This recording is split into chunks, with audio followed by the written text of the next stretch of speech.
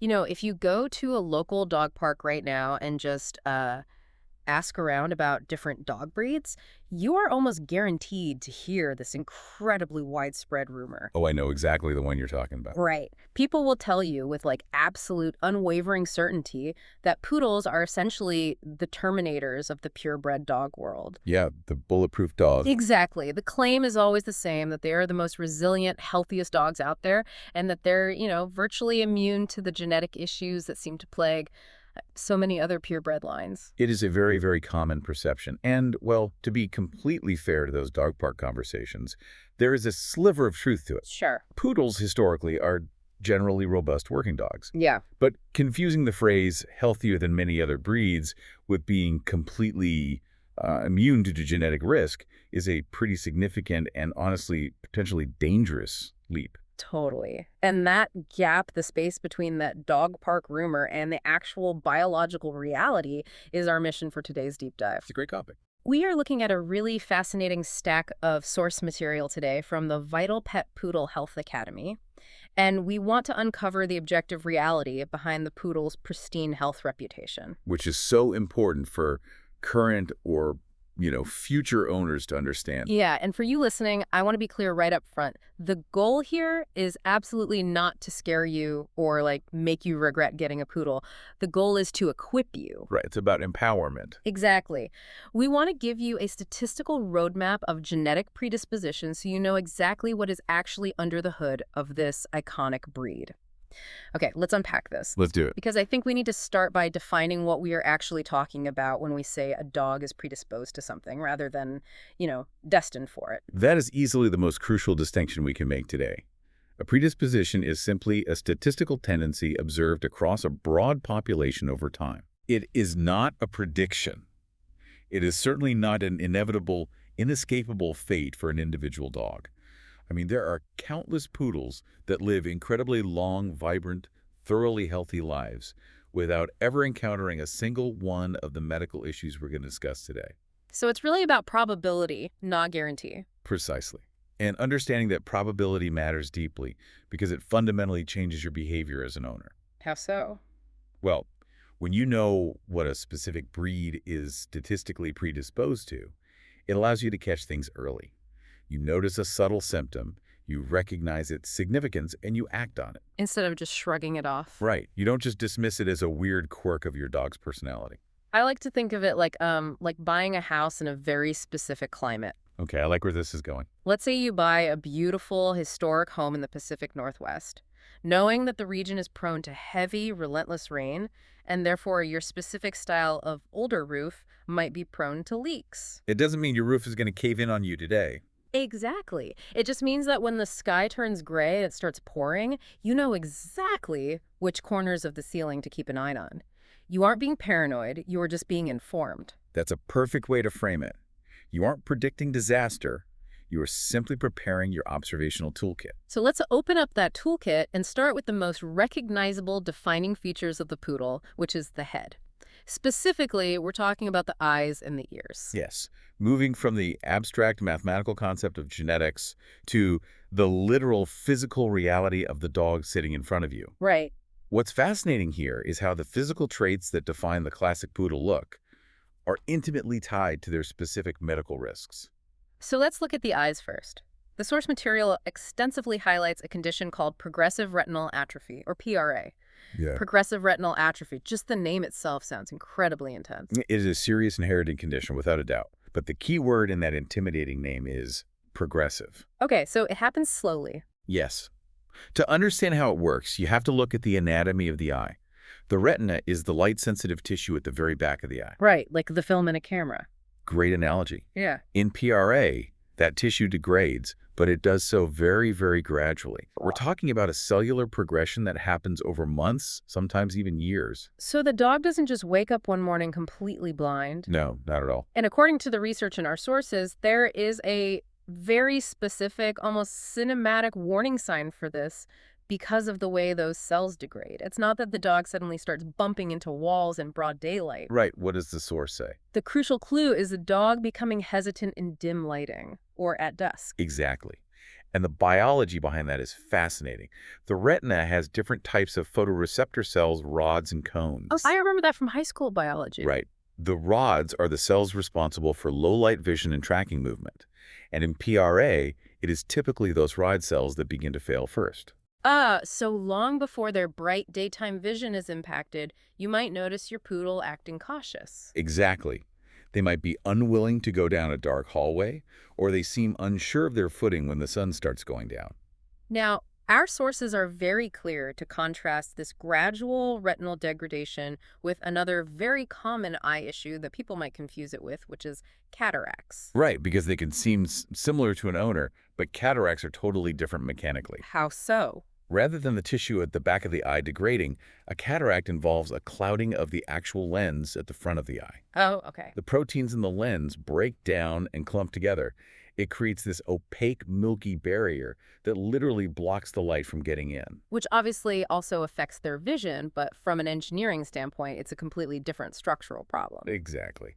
But here's the thing. While the mechanics of the blindness are different, the prevention and detection strategy is exactly the same. Regular vet visits. Yes, both of these conditions underscore why regular veterinary eye exams are absolutely critical. Because the vet can see it before you can. Exactly.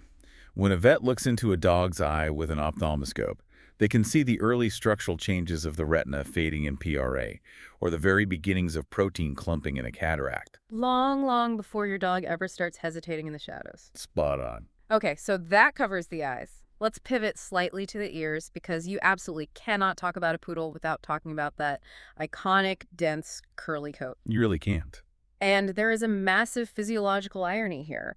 The very hair that makes them look so elegant and aristocratic actually grows aggressively inside their ear canal. It's a very specific quirk of the breed, and it creates a real anatomical challenge. Yeah, explain the shape of a dog's ear because it's not like ours. So, a dog's ear canal isn't straight like a human's. It's shaped like an L. An L. Yeah. It goes straight down and then takes a sharp turn inward toward the eardrum. Wow, okay. So any debris or moisture already has to fight gravity to get out. Oh, man. Now, when you combine that deep L shape with thick hair growing inside the canal, and then top it off with a heavy, floppy ear flap that hangs down and completely covers the opening. You severely, almost entirely limit the airflow. Precisely. It makes me think of like a humid greenhouse in the middle of summer, but all the doors and windows are completely shut and locked. That's a vivid picture. Right. It's dark, it's incredibly warm, it's horribly ventilated, and it traps any water that gets in. It becomes this absolute magnet for moisture and wax. It really does. It's basically a perfect,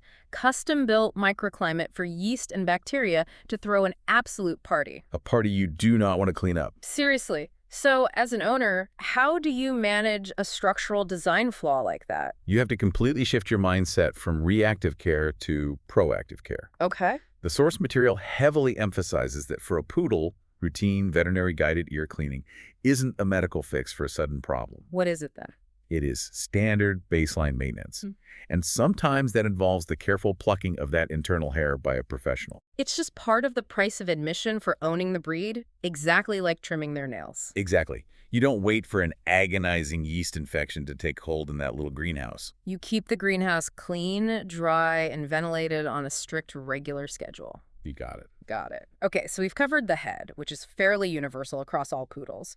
But one of the things that makes this specific breed so unique in the dog world is that they come in vastly different sizes. They do, yeah. You have the tiny toy poodles, the middle-tier miniatures, and the large standard poodles. How does a dog's physical scale, its literal size and weight, alter its medical chart? It alters it significantly. Yeah. Size dictates a massive amount of mechanical risk. Okay, let's look at the toy poodle first. The standout neon flashing issue here for toys is dental disease, and the mechanism behind it is simply a problem of anatomical proportion. Proportion, meaning like the pieces of the skeleton don't quite fit the puzzle anymore? Precisely. Through generations of selective breeding, we have successfully shrunk the overall size of the toy poodle's skeleton. Including the bones of their jaw. Right. But their teeth, the physical enamel structures, haven't always shrunk at the exact same proportional rate. Uh-oh. So you very often end up with teeth that are relatively too large for the tiny jawbone they're sitting in. So they are jammed in there. And in the past, I've heard people say it's like they're packed in like sardines, but that never really made sense to me mechanically. How do you picture it?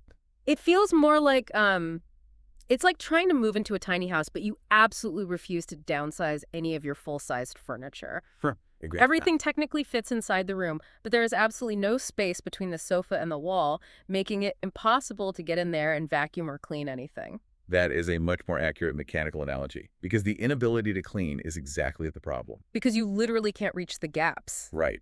When teeth are severely crowded, they lose their natural spacing. Mm. That lack of spacing creates tiny, tight little traps for saliva, plaque, and food debris. Which is a recipe for disaster. It is. And once plaque sits in those impossible-to-reach crevices, it mineralizes into hard tartar. Gross. Because of this structural crowding, the inflammation of the gums gingivitis and the subsequent bone loss accelerates much earlier and much more significantly in toy poodles. Compared to larger dogs with properly spaced teeth. Yes, exactly. For a toy poodle, daily home brushing, dental chews, and professional vet cleanings under anesthesia aren't just nice bonuses for a pampered pet. They're vital structural necessities. Exactly. Wait, let me push back on that for a second. Does this mean miniature and standard poodles are essentially in the clear for dental issues, just because they have bigger jaws and better furniture spacing? Oh, not at all. No dog is completely immune to dental disease. Plaque affects every mouth. Okay. But the degree of risk and the speed at which that decay develops scales directly with the smallness of the dog. Huh. The tighter the architecture of the mouth, the higher the baseline risk of rapid decay. That makes total sense. So let's flip the scale entirely and look at the big guys, the standard poodles. What happens to the medical chart when you scale a dog up? Well, when you scale a dog up, the physical gravitational weight and the structural shape of the dog introduce entirely different mechanical stressors. Like what? The primary joint concern that emerges for standard poodles is hip dysplasia. Which is an abnormal formation of the hip joint, right? Correct. The hip is a ball and socket joint. In a healthy dog, that ball glides smoothly inside the socket. Like a well-oiled machine. Exactly. Yep. But in a dog with hip dysplasia, the fit is loose or abnormal. Instead of gliding, the bones rub and grind against each other. Ouch. That sounds painful. It is. Over time, that friction wears away the protective cartilage, leading to painful bone-on-bone grinding and severe arthritis. And because a standard poodle is carrying significantly more body weight and mass than a toy? That mechanical grinding takes a much heavier, faster toll. So what should an owner look for? If an owner is paying attention, they might notice a change of the dog's gait, a hesitation to get up from a long nap, or a sudden reluctance to jump up and play fetch. It's that daily wear and tear magnified by gravity. But there's another condition associated with the size of standard poodles in our sources that is, frankly, terrifying. I know exactly what you're about to say. And that's bloat. Yes. The formal medical term is gastric dilatation volvulus, or GDV. Right. And discussing this shifts our conversation entirely from chronic, long-term management to an acute, life-threatening emergency. Okay, walk us through it. Standard poodles have what's called a deep chest, a large, deep, hollow rib cavity. Right. Because of this anatomical shape, their stomach is suspended inside them somewhat like a hammock with room to swing. Okay, I'm visualizing that. Under certain conditions, that stomach can fill with gas and expand like a balloon. That's the dilatation part. And Then, because it has room to move in that deep chest, the expanded stomach can literally flip or twist over on itself. That's the volvulus. oh my God. And the sources are incredibly explicit about this. This is a genuine, immediate, drop everything and drive emergency. Yes. This is not a let's monitor him for an hour and call the vet in the morning situation. Absolutely not. Yeah. Minutes literally matter. When the stomach twists, it completely seals off both the entrance and the exit. So the dog can't even throw up. Exactly. The dog can't burp or vomit to relieve the pressure. But worse, that twisting action wrings out the major blood vessels supplying the stomach and the spleen. Cutting off the blood supply. Yes. Without oxygenated blood, the tissue of the stomach begins to die rapidly.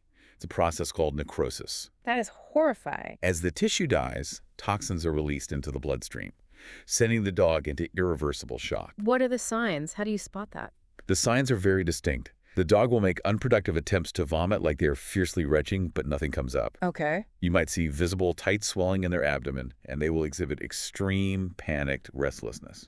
If we connect this to the bigger picture, wait, actually, I want to hear your take on this. Because looking at all this mechanical stress, it really makes you step back and look at the whole concept of dog breeding. If we connect this to the bigger picture, the realization is quite profound. Right. Our human decisions to breed dogs into these extreme sizes and shapes, whether it is selectively shrinking a toy poodle down until its jaw can no longer comfortably house its own teeth. Or breeding for the deep, cavernous chest of a standard poodle that physically allows its stomach the room to twist. Exactly. Those decisions mechanically stress the animal's body in highly predictable ways. We are actively altering their fundamental structural engineering. And these medical risks are the direct, unavoidable consequence of those engineering changes. Man. So we've talked about the mechanical stressors, the physically crowded teeth, the grinding ball and socket joints, the twisting hammock of the stomach. Those are all things we can sort of visualize in our heads. Right. They're structural. But what happens when the internal regulatory systems get confused? Let's move from the physical architecture into the chemical and hormonal systems. Yes, moving away from the physical skeleton into the invisible threats. Because the sources show that when these internal systems malfunction, it can happen invisibly in the organs, or it can push outward and manifest right on their skin. Exactly. Our sources highlight a serious condition called Addison's disease. Okay, Addison's disease, what is that? To understand Addison's, you have to look at the adrenal glands, which sit right above the kidneys. Okay. These glands produce essential hormones, most notably cortisol, which helps the body manage stress, regulate blood sugar, and fight illness. They also produce aldosterone, right? Yes, and aldosterone regulates the balance of water and electrolytes in the body. And electrolytes aren't just, something in a sports drink, right? They are critical for basic survival. Exactly. Electrolytes, like sodium and potassium, act as the literal electrical system of the body. Wow. They are what allow muscles to contract. More importantly, they are what keep the heart beating in a steady, regular rhythm. So what happens in Addison's disease? In Addison's disease, the immune system mistakenly attacks and destroys its own adrenal glands. Oh, so it's an autoimmune thing. Yes.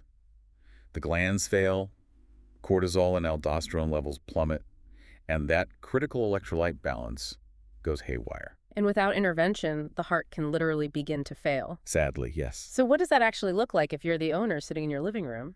That is the truly tricky part, because unlike a twisted stomach, Addison's looks incredibly vague. Vague how? Especially early on, the signs are intermittent and mild. A little bit of unexplained lethargy one day, maybe some mild digestive upset or a lack of appetite the next.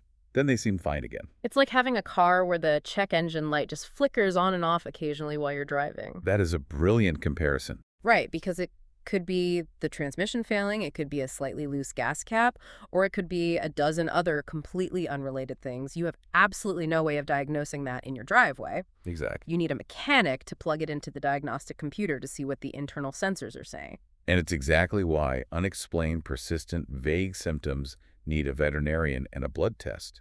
You cannot self-diagnose a failing adrenal gland based on a dog having a sluggish Tuesday. Now, the sources mention this invisible internal complexity also applies to their skin and coat. There's a specific strange condition mentioned called sebaceous adenitis. Yes. Sebaceous adenitis is an autoimmune condition that is seen with notable frequency in poodles. How does that one work? The skin is packed with tiny structures called sebaceous glands. These glands produce sebum, which is the natural oil that waterproofs the dog's coat and maintains the protective barrier of the skin. Oh, like what gives them that healthy shine? Exactly. But in this condition, just like with the adrenal glands in Addison's, the dog's own immune system gets confused. It attacks and destroys those oil-producing sebaceous glands. And without that oil, the whole system breaks down. Precisely. The hair follicles become damaged, the coat becomes brittle and patchy, and the skin loses its protective barrier. Meaning it becomes incredibly dry, flaky, and prone to secondary infections. Yes. But here's the curveball. The sources also extensively mention general skin allergies, right? Just standard environmental or food-related allergies. They do, and this is where it gets incredibly frustrating for an owner trying to help their dog. Because they look the same. Yes. On the surface, the autoimmune destruction of sebaceous adenitis and a basic allergic reaction to a chicken-based dog food can look almost identical. That is so wild. In both cases, the dog presents with intense itching, recurrent skin irritation, hair loss, and painful secondary infections from the dog constantly scratching and licking themselves raw. So what does this all mean for the person, buying the dog food? It means guesswork simply doesn't work here. It really doesn't. The mechanism behind the itch is totally different. You might be changing their food brand every month for a year trying to fix what you think is a chicken allergy. When the reality is their immune system is destroying their sebaceous glands.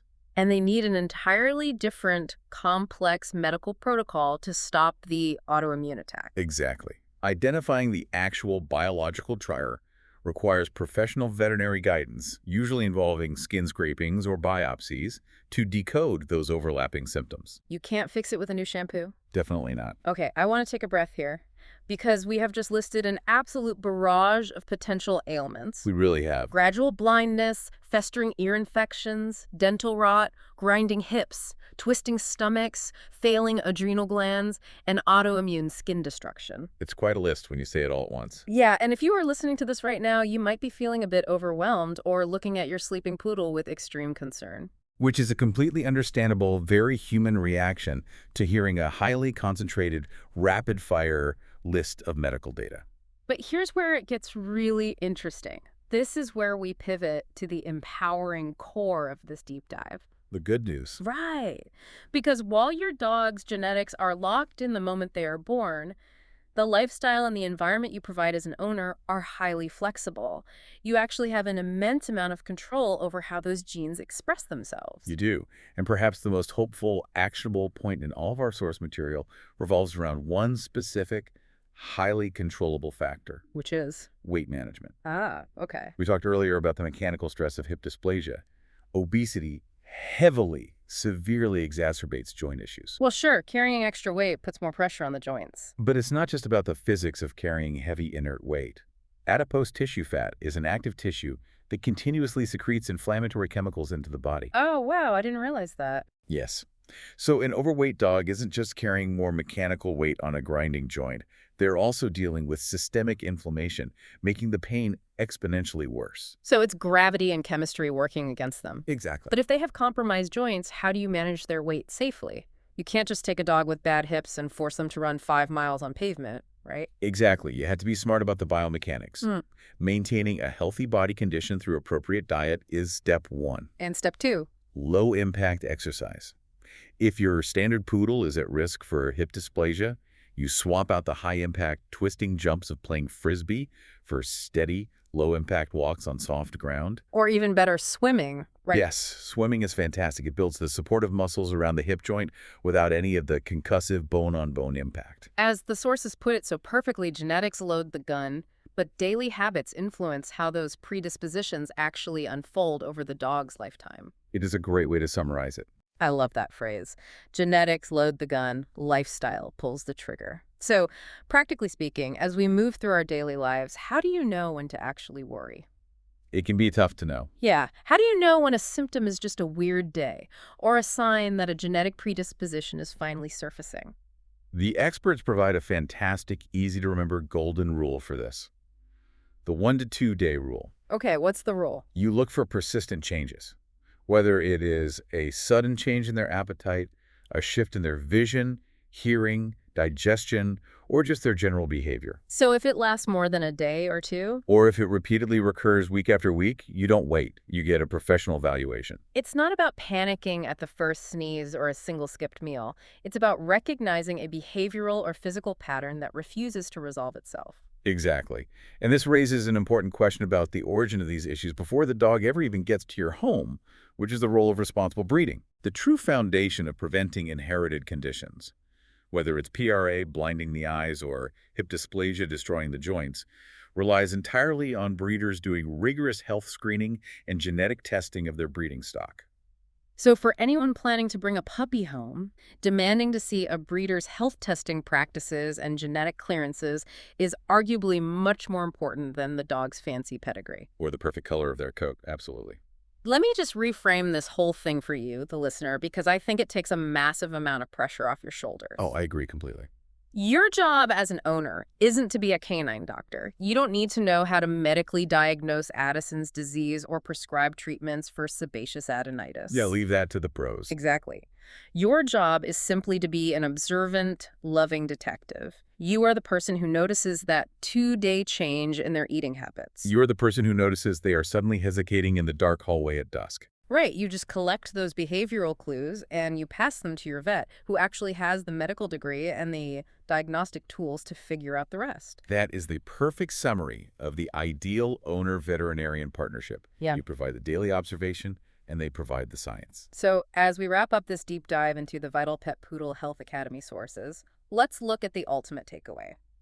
Being informed is not the same thing as being worried. Definitely not. By knowing about the structural need for ear ventilation and eye exams, by understanding exactly why a tiny toy poodle's teeth inevitably crowd and decay, By recognizing the sheer biological emergency of bloat and the hip risks in the larger standards. and by respecting the hidden, invisible complexity of their hormones and skin, you are perfectly positioned to be a highly proactive partner in your dog's health. You truly are. You are working intelligently alongside their genetics rather than just being dangerously blind to them. And remember, none of this means your specific curly-haired best friend is going to get sick. It just means that if the clouds roll in, you won't be caught off guard. You know exactly where your roof might leak, and you have the bucket ready. Exactly right. But I do want to leave you, our listener, with a final lingering thought to ponder today. Okay. It's something that wasn't explicitly answered in the text, but it hangs heavily over everything we've discussed today. What's that? Well, we've seen how our human desire for a specific look or a specific size, whether it's demanding the tiny jaw of a toy poodle that forces its teeth into decay, or selectively breeding for the deep, elegant chest of a standard that physically risks a twisting stomach, creates highly predictable systemic medical vulnerabilities. And it really does. It just makes you wonder, at what point does our human desire to breed dogs for a specific, pleasing aesthetic cross the line into an ethical responsibility for the structural health we are forcing them to live with? That is a very profound, incredibly relevant question to walk away with. Keep questioning the things you hear, keep observing the world around you, and keep learning. Thank you for joining us today. Thanks for having me. Oh, and a quick reminder that this deep dive is for educational purposes only. If you ever have concerns about your dog's health, always consult your veterinarian. We'll catch you on the next deep dive.